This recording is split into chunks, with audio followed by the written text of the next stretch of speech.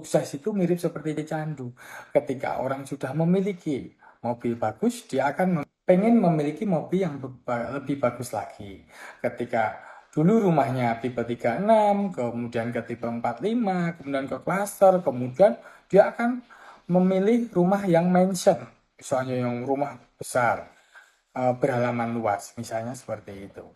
Nah, untuk mengejar itu, dia akan tetap berusaha keras.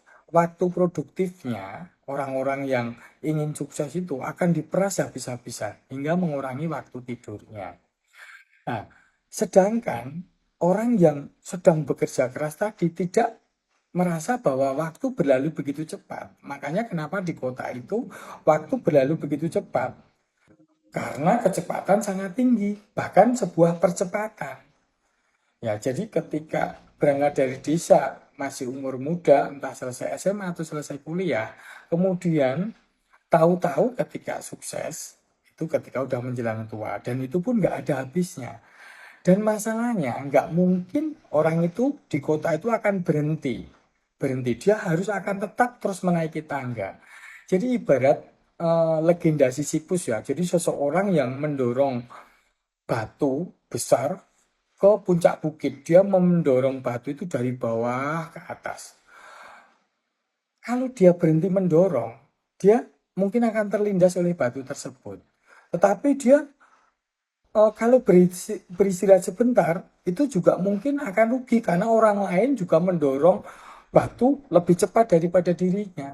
Jadi dia harus mendorong batu terus ke atas. Entah sampai di mana puncaknya, itu orang-orang nggak tahu.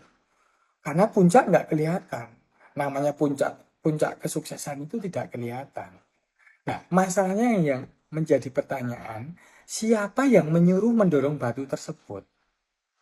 Ya, makanya itu tadi, sukses itu mirip candu atau keterpaksaan. Jadi ketika dia sudah mendorong batu tersebut, atau dia sudah memiliki banyak hal, entah mobil mewah, jabatan tinggi, dia mau tidak mau harus bekerja keras supaya tidak kehilangan semuanya itu. Jadi ketika dulu dia dari desa itu di bawah itu tidak takut ketinggian, tidak takut jatuh. Ketika dia naik ke bukit makin tinggi gunungnya, dia makin takut jatuh. Karena makin tinggi akan makin takut jatuh.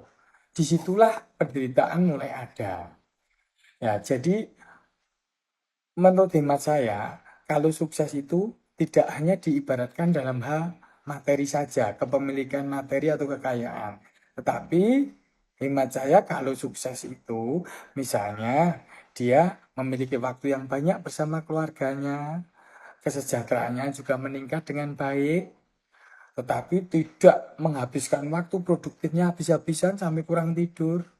Bisnisnya di jalan terang, bukan di bisnis jalan gelap yang penuh dengan gesekan, kompetisi yang buruk, kompetisi yang saling menjatuhkan, dan kemudian ketika masa tuanya, orang memiliki tabungan dan hidup di masa tua dengan tidak terlalu lelah dan tidak memiliki tanggungan beban kerja maupun hutang yang banyak.